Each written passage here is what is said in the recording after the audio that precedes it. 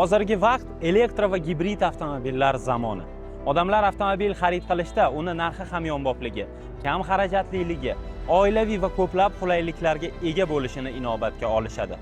Ko'pincha hollarda avtomobilga faqatgina foydalanish, ya'ni harakatlanish vositasi sifatida qaralmoqda. Bu juda ham yaxshi ko'rsatkich. Aksariyat hollarda testga olgan avtomobillarimni to'liq o'rganib, uni bozorimizdagi raqobatchilari bilan taqqoslayman. Lekin bu model umuman boshqa narsa.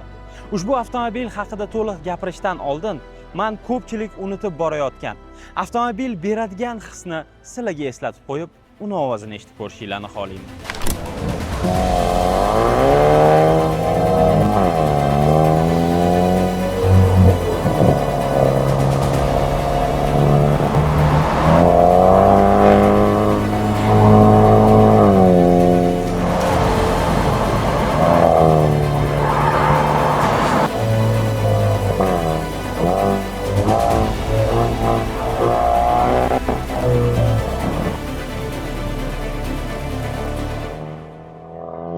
Bu model Xitoyning Chang'an brendiga tegishli bo'lib, UNI-V FL deb nomlanadi.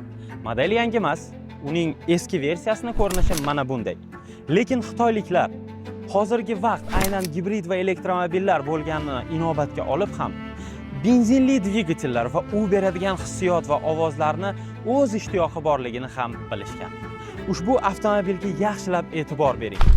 Kuzovning har bir detali aynan zavod tarafidan ishlab chiqilgan. Ya'ni bu yerda hech qanday tashqi tarafdan qilingan tuning yo'q. Kapot ostida 2 litr hajmga ega bo'lgan turbo dvigatel o'rnatilgan.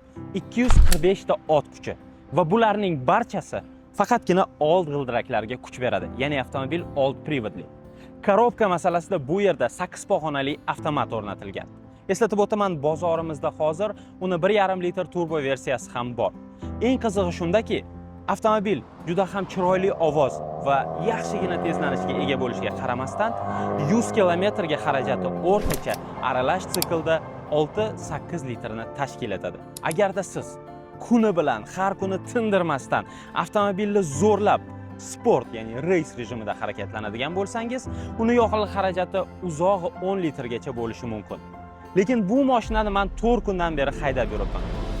Nimaga u meni e'tiborimni to'liq tortdi? Birinchi o'rinda, har bitta avtomobilni testga olganimda uni oila a'zolarimga ko'rsataman. Ayolim bu mashinaga o'tirganida boshqa hech qaysi mashinalarda bu gapni aytmagan. Bu mashinaga o'tirganida esa shu mashina menga yoqdi, keling shuni o'zimizga xarid qilamiz dedi. Va bu fikrni men undan ham oldin o'zimga bergan edim. Chunki bu mashina nafaqat chiroyli tashqi ko'rinish, balki sizni yuragi so'rayotgan narsani ham bera oladi. UNI-V FL liftback kuzovida siz uni shunchaki yukxonasiga e'tibor bering. Yukxona oynali. Agarda siz bu yerga Ferrari yoki Lamborghini'ni dvigatelini rasmini shunchaki oynani orqasidan yopishtirib qo'ysangiz, hech kim bu yerda dvigatel yo'q deb o'ylamaydi. Kuzovni tuzilishi juda ham chiroyli. Uzunligi 4,7 metr. Aniq o'lchamlari esa mana bunday. O'ylashim bo'yicha Chang'an zavodidagilar avtomobilni nafaqat tez yurishi, balki uni shaharga ham mos qilib yaratishgan. Chunki uni harakatlanishi haqiqatdan ham zo'r. G'ildiraklarga e'tibor beramiz. Continental shinalar zavod tarafidan o'rnatilgan. 19-o'lchamdagi diskalari, oldida ham, orqada ham diskli tormozlar. Agarda siz shahar ichida sekin harakatlansangiz, u sizga juda ham yumshoq harakatlanib beradi.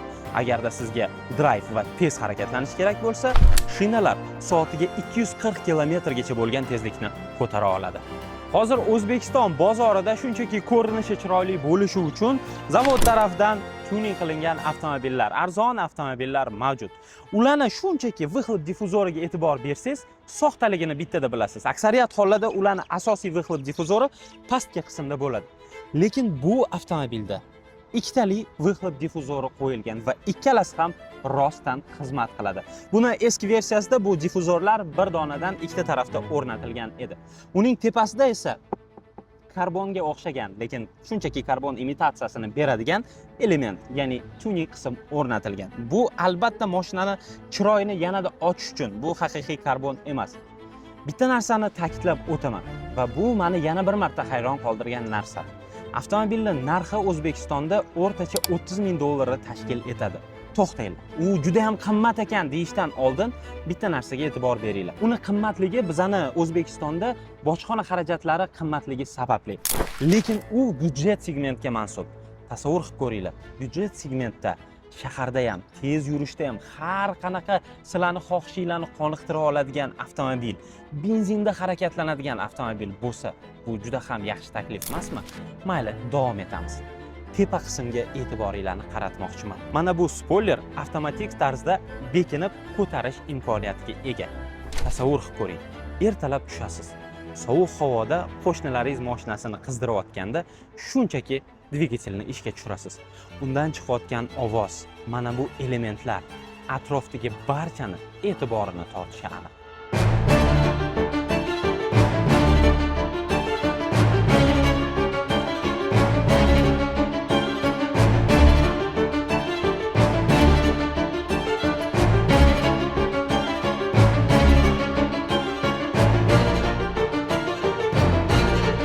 Bu avtomobil tashqi ko'rinishidan Audi mashinalarini eslatib yuboradi, lekin o'ylashim bo'yicha ishlab chiqaruvchi, ya'ni Chang'an zavodi uni Audi'ga taqqoslab unga o'xshatib yasashga harakat qilmagan. Shunchaki eski versiyani oldidagi radiator panjarasidan voz kechilgandan keyin agressiv ko'rinishdagi optika buni bizga tanish bo'lgan Audi modellariga o'xshatib qo'ygan.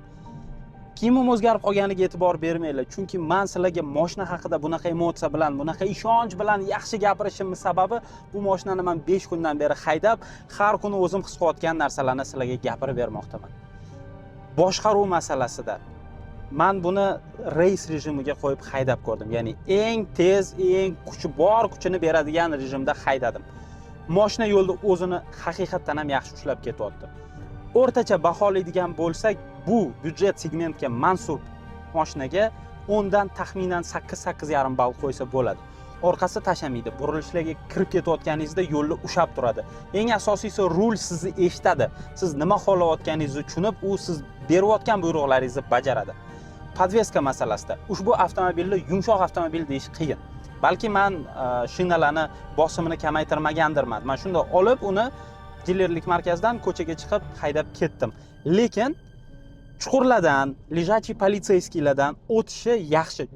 Juda yumshoq emas, lekin o'tishi yaxshi. Boya aytganimdek, bu yerda old tarafda McPherson, orqada ko'p tutqichli podveska o'rnatilgan. Yana bitta narsani inobatga olish kerak. Bunaqa tez harakatlanib ketayotganingizda mashina juda yumshoq bo'lsa ham uni boshqara olmay qolasiz. Shuning uchun ham mashinani podveskasi tezligiga nisbatan sal qattiqroq bo'lgani yaxshi. Agarda siz eco, normal yoki komfort rejimlarida harakatlanadigan bo'lsangiz, u sizga hech qanaqa noqulaylik yoki qattiqlik tuydirmaydi. Ya'ni mashina shaharga mos yaxshi harakatlanadi. Men bugun sizlarga qayta va qayta mashinadagi tezlanish rejimlari, ya'ni race rejimi haqida juda ko'p gapiraman. Shahar sharoitida 60 kilometrdan oshib yurish juda ham qiyin. Yo'l qoidalarini buzish kerak emas. O'zi xavfsizlik nuqtai nazaridan ham tez yurish kerak emas. Lekin men bu mashinani bu narxiga, bunaqa segmentda aynan mana shu avtomobil bergan emotsiyani boshqa modellarda ko'rmaganman. Elektromobil va gibridlar albatta bundan mustasno, chunki ular bundan ham tezroq harakatlanish imkoniyatiga ega. Lekin mana bu model beradigan narsani bermaydi. Nimaligini aytaymi?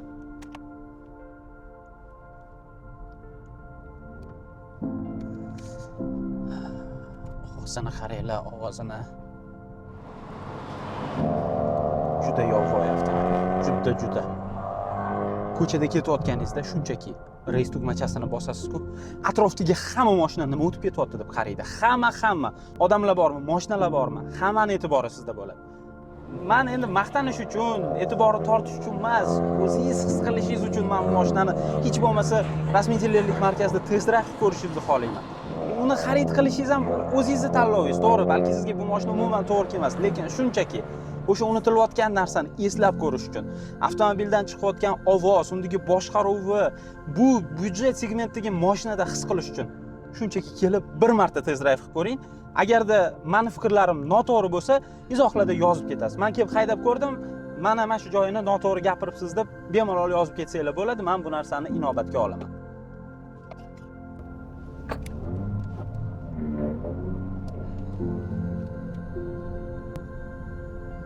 Mana shu 4-5 kun ichida mashinani haydab yurganimda reys rejimida ovozini eshitib, ba'zi bir mashinalar yonimga kelib, "Poygalashamizmi?" degandek qilib gaz bosib qo'yishadi, svetoforlarda ayniqsa. Cobalt, Gentra ular bilan poygalash shart emas. Yuraverishsin. Oliftali shunchaki. Malibuga bemalol raqobatchilik qilsa kerak. Tortish yaxshi. Endi uzoq masofada yoki to'laqonli poygada kim yutadi bilmadim-u. Menimcha tengma-teng raqobatchilik qiladi. Men bu mashinani salonini keng deyolmayman, chunki bu yolg'on bo'lib qoladi. Lekin menga yoqqan narsa eski versiyaga nisbatan bu yerda juda ham ko'p o'zgarishlar qilingan. Birinchi o'rinda shaxsan menga umuman yoqmaydigan shturval ko'rinishidagi ruldan kechib, o'zimiz o'rgangan mana bunday dumaloq va chiroyli multi rul o'rnatilgan. Markazda esa tushunarsiz va qanaqadir g'alatiroq ishlaydigan displeyning o'rniga 14 dyuymli multimedia displey o'rnatilgan va ushbu displey yaxshi ishlab beradi. Undan tashqari, uskunalar panelida ham xuddi shu holat. Esingizda bo'lsa, eski ko'rinishi mana bunday edi. Ya'ni u old tarafga juda ham chuqurroq o'rnatilgan edi. Bu yerda esa rulning shundoqqina orqasida va u 10 dyuymda juda ham chiroyli va sifatli ishlangan. Lekin bu mashinani salonini sifati odam o'tirib qo'li tegadigan joylarda juda ham yoqimli. Hattoki zavod tarafidan mana bunday alkantara elementlar ham o'rnatilgan. Tepa qismida esa yumshoq plastik. Markaziy konsolda charm bilan qoplangan elementlarni uchratasiz. Qattiq plastik ham mavjud, faqatgina u avtomobilning salonini pastki qismida o'rnatilgan. O'rindiqlari juda ham qulay. O'tirishga va harakatlanib ketishga tez yurasizmi, sekin yurasizmi, to'g'risi qulay. Perforatsiya, ya'ni teshiklarga ega. Elektr privodda sozlanadi. Ikkala old o'rindiqda isitish, sovutish tizimi, rulda ham isitish tizimi mavjud. Tepada panorama tom, quyoshdan saqlovchi pardasi ham mavjud, lekin luka ochilmaydi. Akustika tizimi bu yerda subwooferi ham mavjud, ya'ni u sifatli ishlangan. Xavfsizlik va haydovchiga yordam beruvchi tizimlarni esa bittama-bitta gapirib o'tmasa bo'lmaydi. Bu yerda lidar uskunasi bo'lmasa ham kameralar yordamida avtomobil adaptiv kruiz nazorat tizimiga ega, ya'ni u yo'l chiziqlarini ushlab ketish, kerakli tezlikni ushlash va oldindagi ketayotgan mashina bilan masofani ushlab ketish imkoniyatiga ega.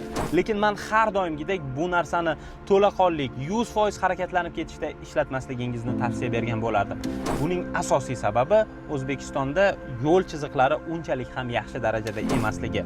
Markaziy ko'chalarda bemalol foydalanasiz. Uzoq yo'llarda ham qaysidir jihatlarda baribir rulni o'zingiz ushlab ketishingizni tavsiya beraman. Haydovchiga qulayliklardan yana bu yerda sovutish tizimiga ega bo'lgan simsiz quvvatlash bor. 50 watt. Yonida esa agarda siz telefoningizni quvvatlamoqchi bo'lmasangiz, shunchaki telefon qo'yish uchun alohida joy o'rnatilgan. Yana bitta yoqqan tarafi multirulga qaytmoqchiman. O'rtoqlar, selektor joystikli markaziy konsolda o'rnatilgan va mexanik tizimga olish uchun biz ko'nikgandek uni yonga, o'ngga, chapga olib o'tirish shart emas. Shunchaki rulning orqa tarafida o'rnatilgan yaproqlar orqali o'zingiz boshqarasiz. Stakan qo'yish uchun ikkita joy, konsolning pastki qismida qo'shimcha joylar va qo'l ostida bar ham o'rnatilgan. Avtomobil liftbek bo'lgani uchun ham yukxona juda ham keng. O'rindiqlar turgan holda 459 litr. Agarda orqa o'rindiqlarni yotqizsangiz, uni hajmi 1000 litrgacha yetadi. Agar uzoq masofaga yo'lga chiqsangiz, shunchaki kimdir mashinani haydab ketadi, siz orqaga to'shak to'zab, shunchaki yotib uxlab ketishingiz mumkin. Mashinada kamchilik bor. Bir emas, bir nechta kamchiliklari bor. Lekin men bu narsani ushbu testda emas, kimga muhim bo'lsa, kimdir ko'rmoqchi bo'lsa, o'zimni Telegram kanalimda yozib bitta-bitta ko'rsatib beraman, o'zim sezgan kamchiliklarni. Bilasizlarmi nimaga? Yana bir marta takrorlayman. Reklama yoki maqtash emas. Shunchaki mana shu paytgacha haydagan mashinalarimda aynan byudjet segmentda bu mashinachalik menga hech qaysi emotsiya bermadi. Zo'r mashinalar juda ham ko'p. To'g'risi, Leapmotor bor, BYD bor, boshqa brendlar, mana Denzalarning obzorini qilganmiz. Juda ham zo'r mashinalar. Lekin ularning ovozi yo'q. Ularda mana bu tez xohlaydigan qanaqadir emotsiya yo'q. Ular bosib tez o'tib ketadi. Hammadan tez o'tib ketadi. Lekin undan emotsiya his qilish qiyin. Mana bu mashinada bunaqa narxga siz ko'nglingiz xohlayotgan, siz ichingizdan maza qilib, asabiylashib turganingizda kechasi ko'chaga chiqib hamma narsani unutib, ovozini baqirtirib haydaydigan narsani shu mashinadan olishingiz mumkin. To'g'ri, bundan zo'rlari ham bor, lekin ularning narxi bunaqa emas.